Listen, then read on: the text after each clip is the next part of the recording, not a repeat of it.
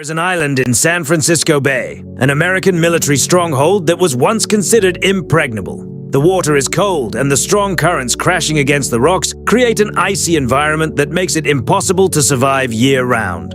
This is Alcatraz, the most feared and strict prison in America, a legend that has been transformed into concrete and steel. Here, in these stone cells, were those who were feared even by other criminals. But one day, 3 individuals found hope. Frank Morris, smart, cold, patient as a snake. The Anglin brothers, calm, but with a determination in their eyes that bordered on madness. It all started with a small ventilation hole in the wall, dust that no one noticed, a simple spoon from the dining room. Night after night, the sound of metal scraping against concrete.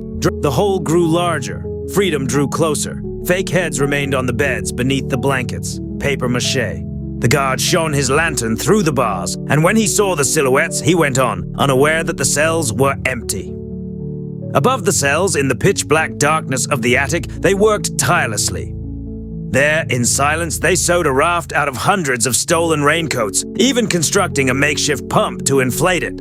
The slightest mistake, the slightest sound, the slightest shadow, and everything would be over. Forever. June 11th, 1962. A date that has become legendary. They crawled through a hole in the wall.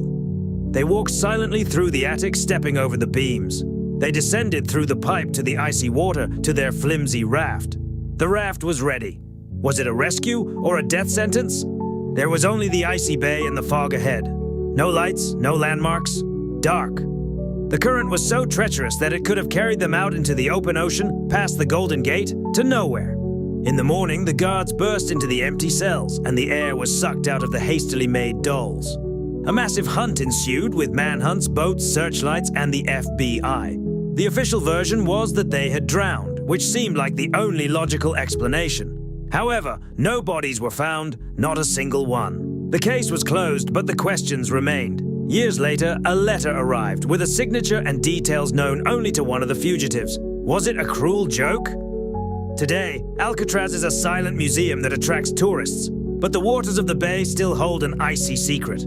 Did they drown that night in the ocean's steel embrace, or were they the only ones who managed to disappear forever, escaping from hell?